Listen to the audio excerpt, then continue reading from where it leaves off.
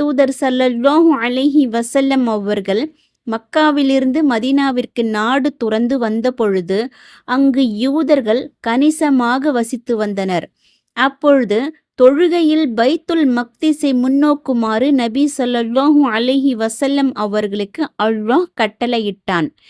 இதனால் யூதர்கள் மகிழ்ந்தனர். 10 மாதங்களுக்கும் மேலாக அவர்கள் பைத்துல் மக்திஸையே முன்னோக்கினார்கள்.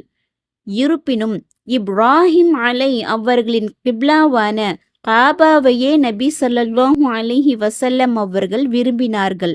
அது தொடர்பாக அவர்கள் பிரார்த்தித்து கொண்டும் இறை ஆணையை எதிர்பார்த்து வானத்தை நோக்கி பார்வையை செலுத்திக் கொண்டும் இருந்தார்கள்.